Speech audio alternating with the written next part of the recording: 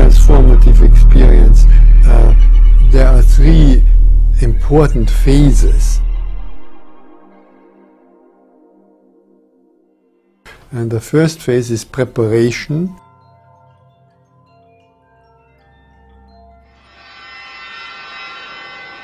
And the second one is the experience itself.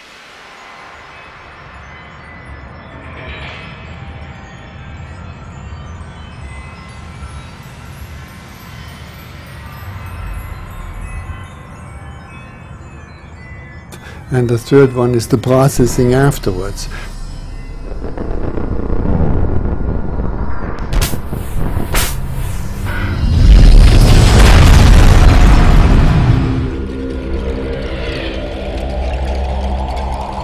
Now, it doesn't make any difference which medium you're using.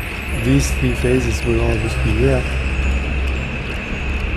It's just absolutely clear to me that consciousness is not possibly the product of the brain. That sort of it exists or can exist independently of the body, and that it's at least an equal partner, or possibly supraordinated to the world of matter.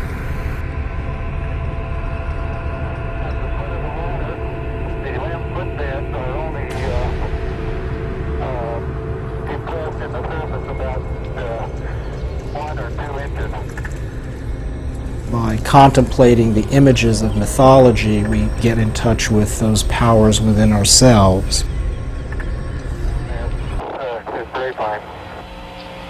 I'm going to step off the limb now. We are animals. We are beautiful, living mammals on a garden planet. Feeling the pleasure and the joy and the ecstasy of that reality is our birthright.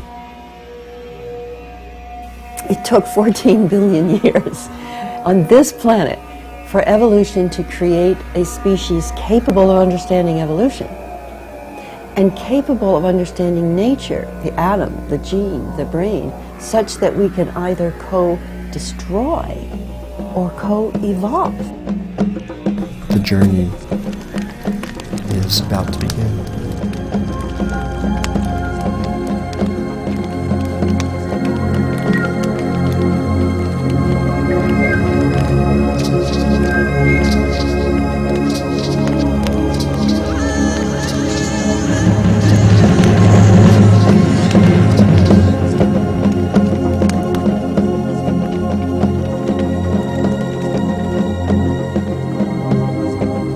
Noosphere, the hyperorganism consisting of the interconnected totality of all sentient beings and the higher level of consciousness possessed by it.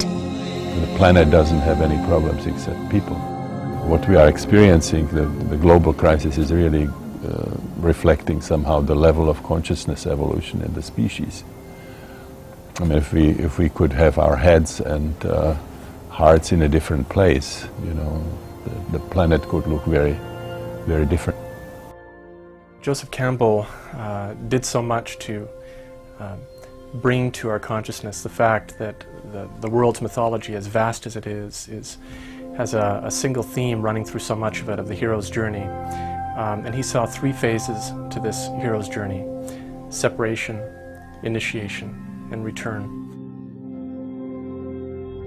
Exploration of the stranger and odder areas of the human mind. I mean, this is one of the things which has emerged, I think, in recent years. Not only is the material universe incomparably larger and stranger than we used to give it any credit for, but the mental universe is also larger and stranger than we give it credit for. That we carry about inside our skulls an extraordinary world, a visionary world, a mystical world.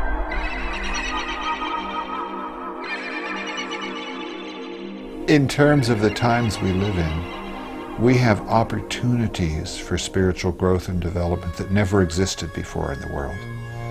We have the whole world's spiritual riches potentially available to us. Now, the way it's almost always been when most people never went more than 20 miles from their home village is you were lucky if there was a spiritual teacher around at all, and you were lucky if the way that teacher taught fitted your personality at all so you could actually get somewhere with it. We have a way of sort of valuing the rational aspects of our intellect and subordinating and actually sort of eradicating these kinds of experiences like intuition or direct knowing from children. We're living in a very interesting time. The civilization that we call Western techno-industrial civilization is simultaneously becoming global and collapsing. As far as we know, historically, that's never happened before on this planet. I mean, civilizations have collapsed before. Rome collapsed. It collapsed from inside. Why? Because it depleted the granaries, the North African granaries. You have no bread to feed the soldiers. Forget it. The military, your military won't fight if they don't get fed. They didn't think about that, you see. The military, the empire always wants to expand, right? It's just like now. Just expand. We can do it. We've got the greatest military in the world. Well, it's not going to do you any good, you see. If you can't feed the soldiers, you can't pay for it. There's elements within the culture that want to keep things the same. That's true of the economy and politics too, you see. People who have power want to keep power. People who have wealth want to keep the wealth. That's the primary motivation. Capitalism, what's called the neoliberal model, is a dysfunctional system. It's not life sustainable. It doesn't support all of life. And half the population on the planet is living at a poverty level. 1 billion people who are permanently hungry. Tens of thousands of families who live full-time on a trash dump in Manila or Mexico City. You can't by any stretch of the imagination call that a civilization. The ecosystems on the entire planet are being stressed and overstressed to the maximum of their carrying capacity. Population is increasing exponentially, so vastly increasing demand on ever decreasing resources. It's a runaway system. The best estimates are that a quarter of mammal species will be extinct in 30 years. Half of all species of life will be extinct in 100 years. All species of the next couple of decades are going to see tremendous dislocations and turbulence. We are an integral part of nature. In some sense, the human being is like an expression of nature, which nature sort of perceives itself. It's like a sort of extension, of nature, and deeply embedded in nature and interconnected. And this is something that we lost, the awareness of this embeddedness and of this connection.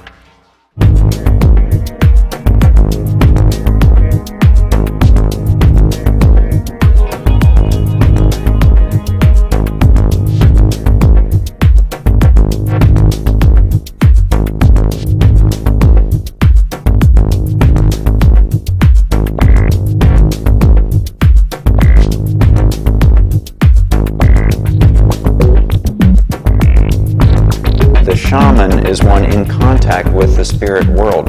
Who is this like for us in the West? This is like Christ, Buddha, any of the awakened ones who have traversed the full spectrum of being.